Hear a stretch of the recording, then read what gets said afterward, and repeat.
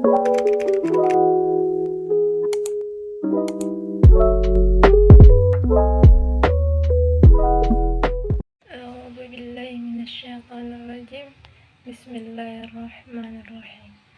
Hadithu Aisyah radhiyallahu anha qalat istadzana rahtun minal yahudi ala rasulillahi sallallahu alaihi wasallam faqalu assalamualaikum faqalat Aisyatu bal alaikumussalam wal-la'natu faqala Rasulullah sallallahu alaihi wasallam ya Aisyatu innallaha yuhibbu rifqa fil amri kullihi qalat alam tasma' ma qalu qala qad qultu wa alaikum rawahul Bukhari wa Muslim wa Tirmizi wa Abu Dawud wa Ahmad wa Darimi. Sadaqallahul azim. Selanjutnya mengartikannya berkata, Hadis Ibnu Umar, hadis yang berasal dari Ibnu Umar radhiyallahu anhuma, semoga Allah meridai keduanya. Anna Rasulullah sallallahu alaihi wasallam, bahwasanya Rasulullah sallallahu alaihi wasallam qala, berkata, al muslimu akhul muslimi, al muslimu seorang muslim, aku saudara al muslimi muslim lainnya, la yazlumuhu tidaklah dia berbuat zalim padanya, wala yuslimuhu dan tidak dia menyusahkannya, maka nafihi hajati akhihi kana Allah fi hajatihi, mangkana siapa yang ada dia fi pada hajati kebutuhan hajat akhihi saudaranya, karena adalah membantu Allah fi pada hajatihi kebutuhannya, waman farraja an muslim, waman dan siapa farroja yang meringankan an dari muslimin seorang muslim, kurbatan dari suatu hal yang memberatkan dirinya,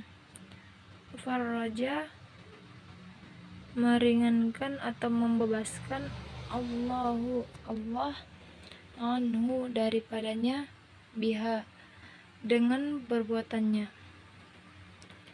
kurbatan beban berat, min kurobi dari beban-beban berat, yaumil qiyamah pada hari kiamat, waman sataral musliman satarallahu yaumal qiyamah, waman dan siapa yang satara menutup aib, musliman seorang muslim, satarallahu menutup dirinya dari aib-aibnya oleh Allah, yaumal qiyamah pada hari kiamat. Rawahul Bukhari wa Muslim wa Tirmizi wa Abu Dawud wa Ahmad, diriwayatkan oleh Bukhari dan Muslim dan Tirmizi, Abu Daud dan Ahmad. Sadaqallahul azim. Selanjutnya tafsiran dari hadis ini, yang mana hadis ini menjelaskan tentang bagaimana hubungan relasi antara seseorang muslim dengan muslim yang lainnya.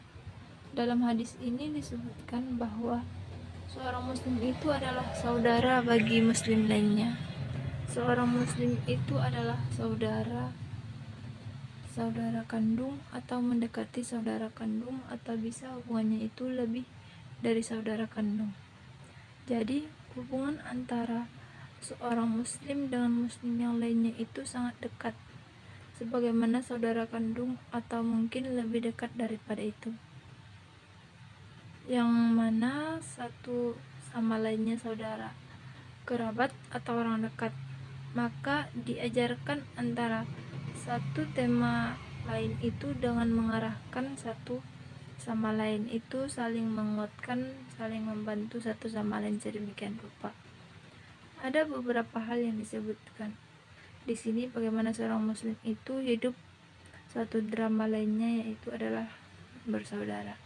Yang pertama disebutkan yaitu dia tidak berbuat zalim, tidak berbuat aniaya terhadap saudaranya, terhadap orang lain, tidak berbuat hal-hal yang dapat menyusahkan orang lain, melakukan perbuatan yang menyulitkan atau perbuatan yang tidak peduli terhadap saudaranya. Jadi dia tidak boleh menyakiti sehingga tidak boleh membiarkannya dalam kesulitan atau membiarkannya dalam masalah.